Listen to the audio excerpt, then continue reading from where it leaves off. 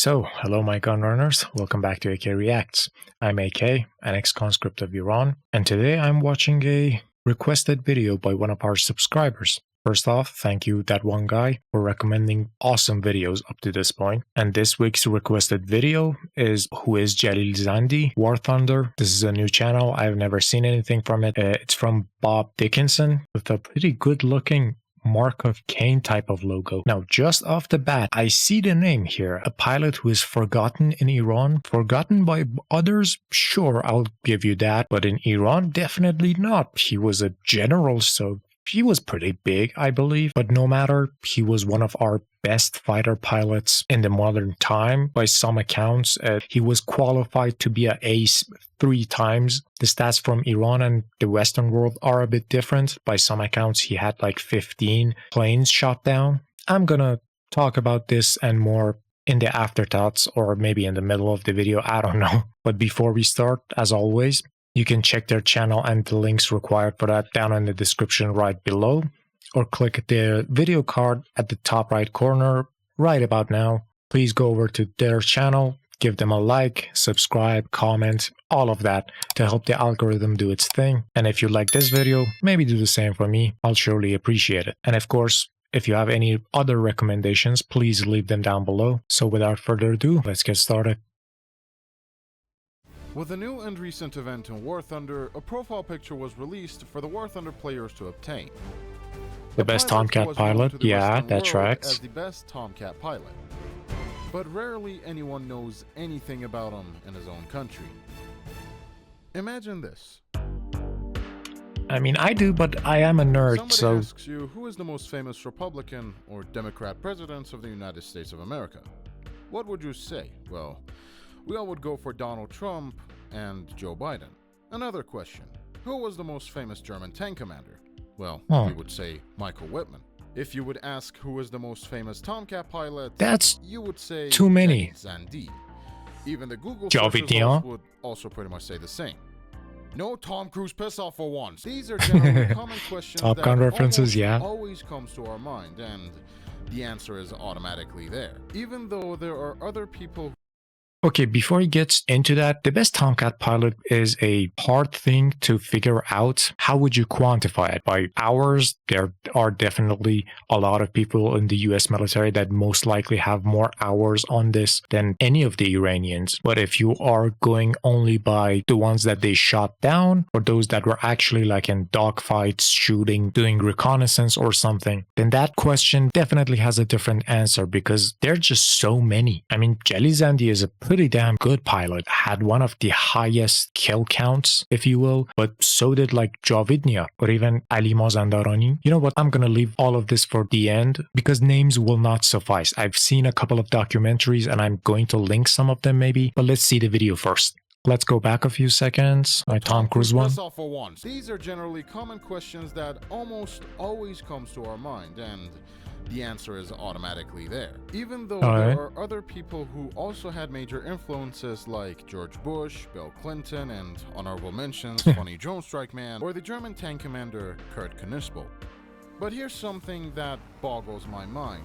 If you would ask this question in Iran, you would get a different result. And rarely anybody knows about Jalil Zandi. Hell, even having a look at the Wikipedia pages for both Persian and English languages about Jalil Zandi, you don't see a lot of things.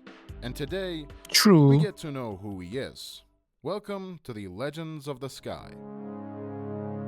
But most of these, let's say, statistic differences, or the fact that there aren't any, is first because of the chaos that that war was, because a lot of even their pilots would say that we didn't have a flight checklist or something. Some said that they would even write it down on a piece of paper and put it in their pockets, but when they sweated and that when they took him out just to check or write new stuff, it would just smear and kind of get deteriorated. So there are almost no flight logs, and word of mouth just takes you so far, and majority of these sources need to be referenced by Western media or journalists, and that poses its own challenges. So let's keep going.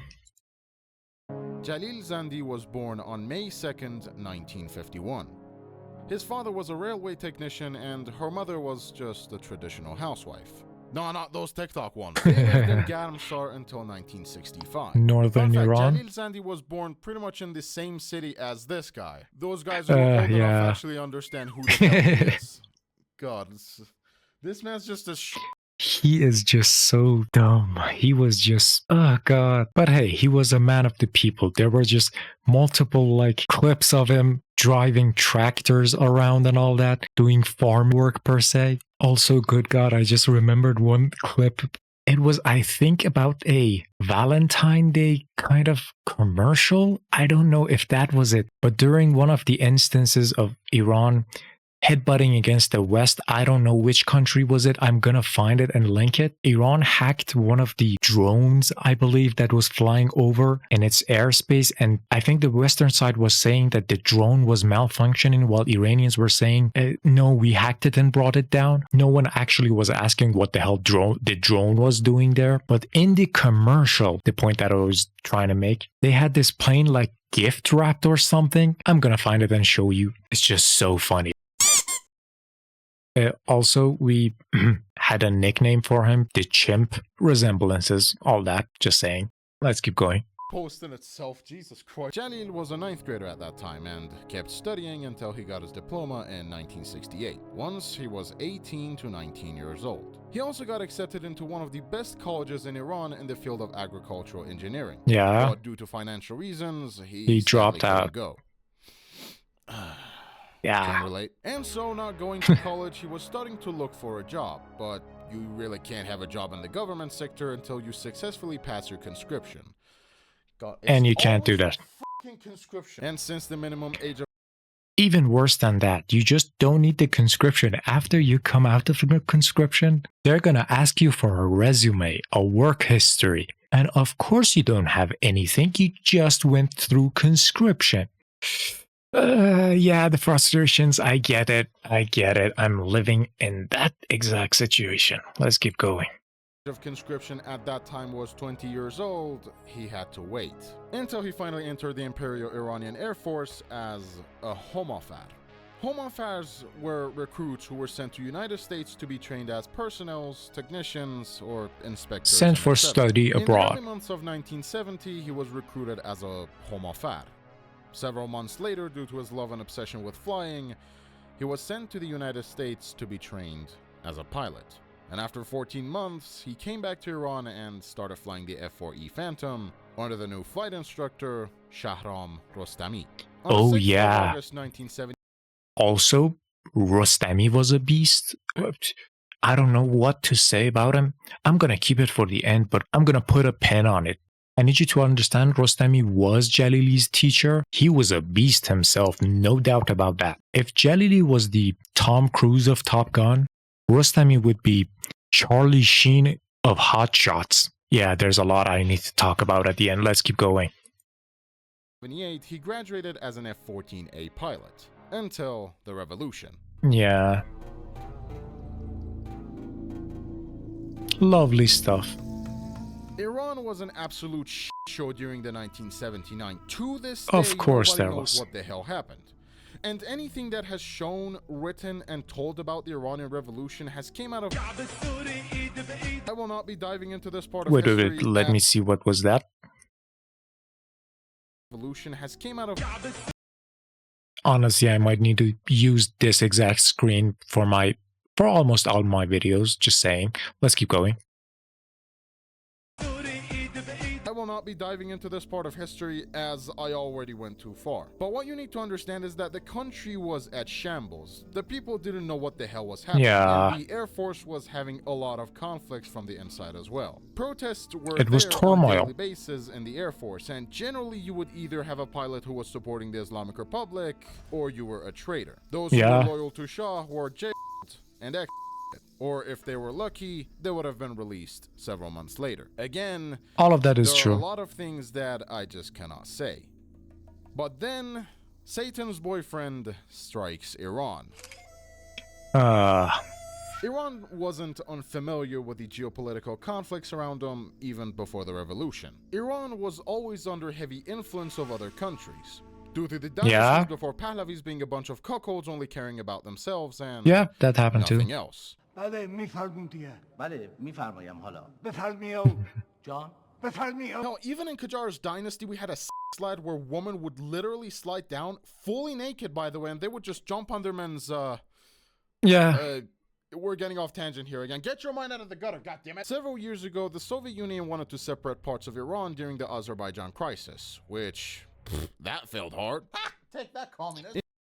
Which part? Because first off, in a older version of our fights, we did lose Azerbaijan. That's not up for debate, sadly. The entire reason we have a country of Azerbaijan was because the USSR deemed it so. Same stuff with Armenia.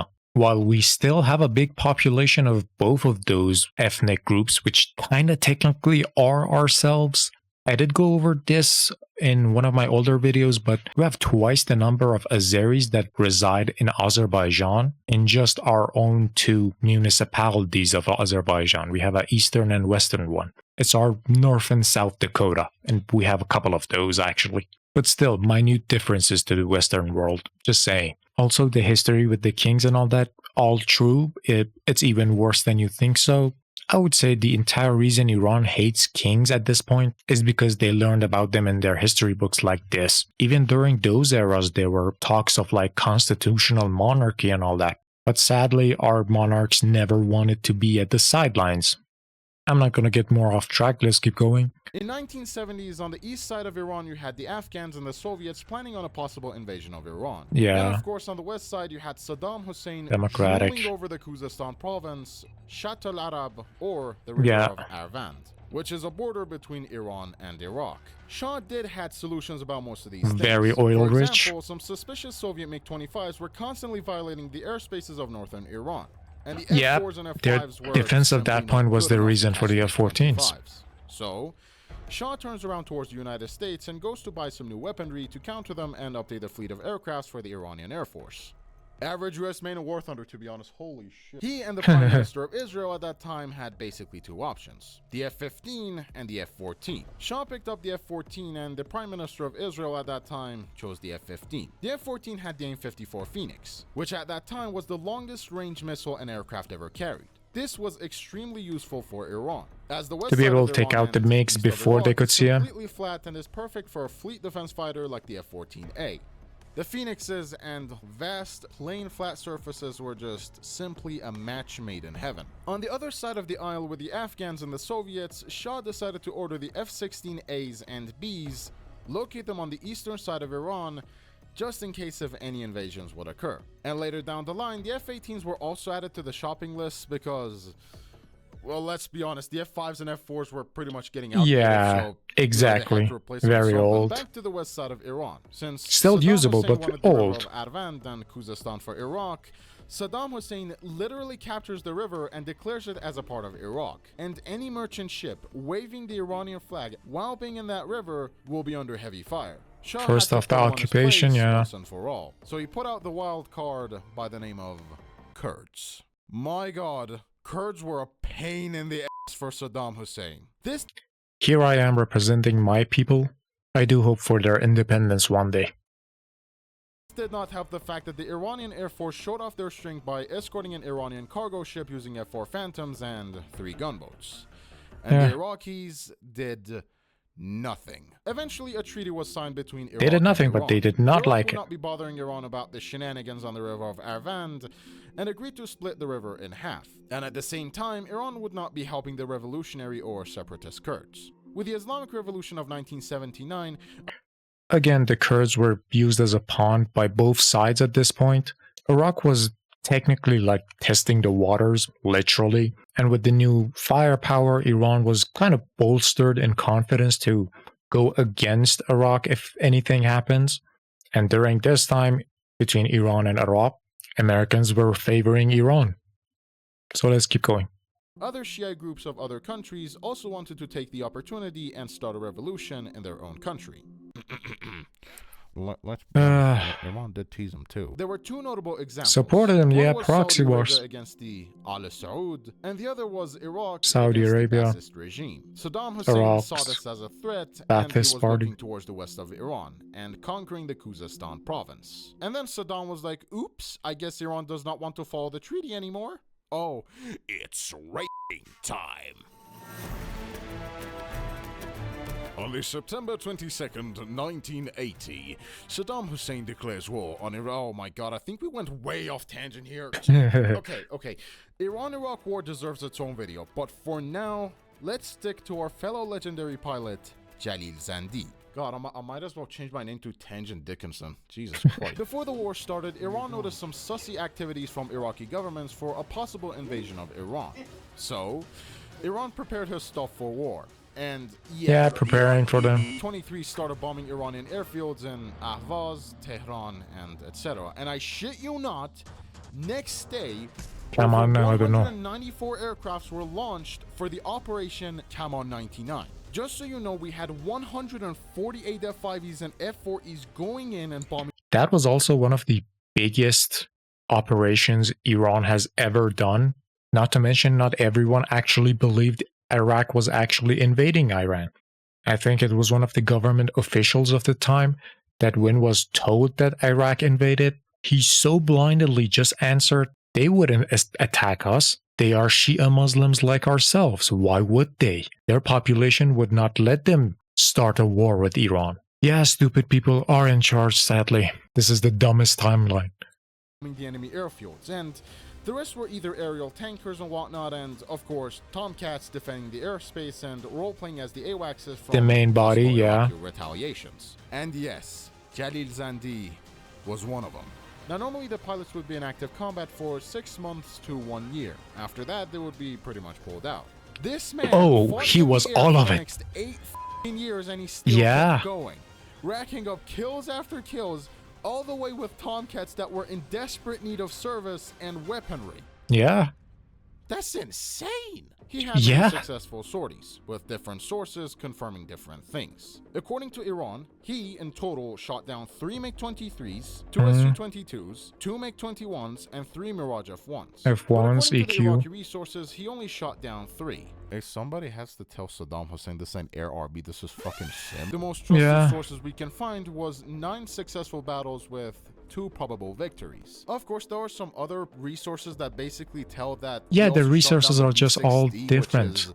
Pretty much a Chinese Tu-16 Badger, and if you have a look at it, yeah, only one of them was lost in the Iran-Iraq war. On his final mission, so yeah, it was that one. 8 Mirage F1s and gets 2 unconfirmed kills, but since he didn't have plot armor, he gets critically damaged, limps the aircraft back to the Iranian border, and then ejects the aircraft. And then after that, he closest point he could. His contribution on the ground as a lieutenant general. This would have been the end of the story, and of course, yes it is. However, there are some things that I must mention before finishing off the video. Why doesn't Jalil Zandi get recognized nearly as much as other pilots or martyrs in Iran? Well, I finally have the answer, but before we do that, the reason he was jailed? Look at the history. I will make this really short. If you Google, why doesn't Kirk Knispel gets recognized, mentioned, acknowledged nearly as much as other tank cases such as Michael Whitman, you can find this answer to this question yourself. I of course can't say it because I'm not allowed to say it. Shahid Abbas Babai was also the one who was fighting alongside Jalil Zandi, and they were pretty much buddies in the flight training. But he was more of an F-5E pilot instead of a Tomcat, and he became the commander of the 8th Tactical Air Base in 1981 in Esfahan, exactly where Jalil Zandi was operating. Now, yeah, he was his boss, I remember. Why was he qualified to be the commander and not Jalil Zandi? Now, at that time, tensions were absolutely high in the Air Force, and some of the pilots even believed that Shah will eventually come back. And let's be honest, the Iranian government doesn't want people who support Shah, so instead, they put in somebody who is absolutely supporting their cause. This is where Shahid Babai comes in. According to the aviation journalist and Iran-Iraq aerial combat expert Tom Cooper, reports that Babai was, and I quote, these are the words from himself, Colonel Babai was... Cooper's research indicates Colonel Abbas Babai, an officer differently described as the mastermind of IRIAF's capability to keep its F-14 fleet intact, or simply a war hero. There are, however, but Jalil Okay, there's just so much censored there. I need to check it out myself. But yeah, Baba also was known as his boss. He was very revolutionary per se. Fundamentalists.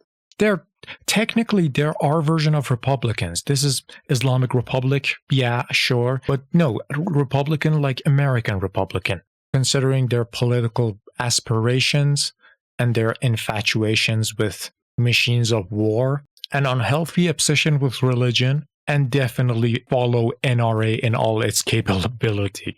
Religion, guns, Republican. Yeah, sure. Let's keep going. Zandi wasn't simply a guy who wanted to start a coup or wanted the Shah back. He simply was there to serve the people and, protect the skies.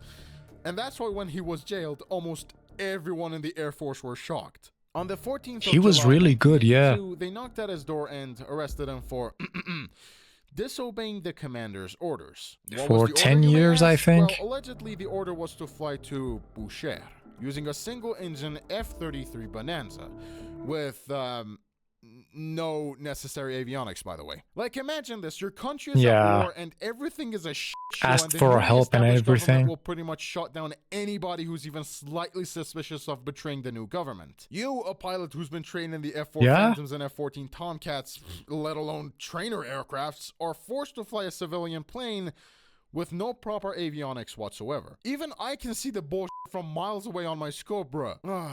At least, Jalil Zandi asked for a pilot instructor because, of course, it was his first time going through that route. Yeah, and he was not aware of it. They rejected his request. Once he tried to send a letter to the Shahid Babai about his inability to fly the plane, at least, well, without an instructor or proper avionics or, even a Tomcat in general, someone fucking snitched and accused him of treason. He was sent to the Islamic Revolutionary Court where he was sentenced to 10 years of jail time. But remember, if you have great friends and you're incredible at your work, the boys are always there to back you up. The head of the Air Force at that time sent a letter proving that Jalil Zandi was innocent. They were shocked, yeah. After the many letters of the local Air Force pilots in his area, he was set free after 6 months of imprisonment and got back to work, kicking ass in the air.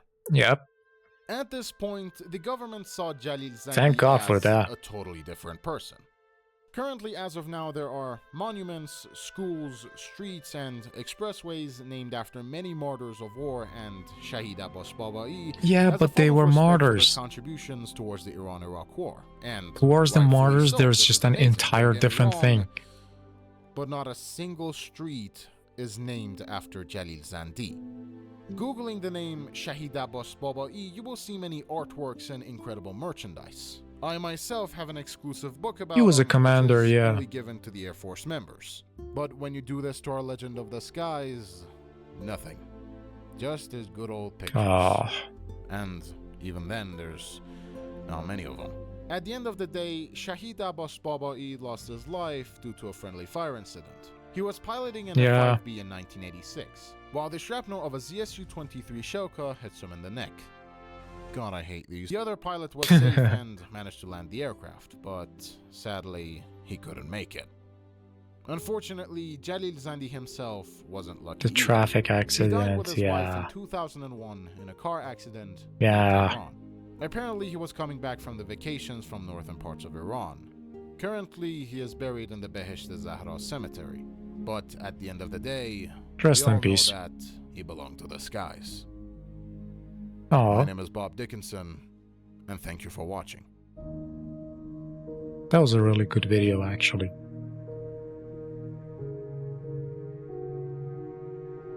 At least they are getting known now.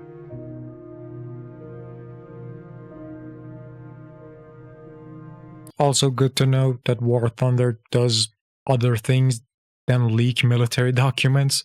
I mean, they did leak this one, apparently. It's kind of an event about someone that didn't want it to be known, that the government didn't want it to be known.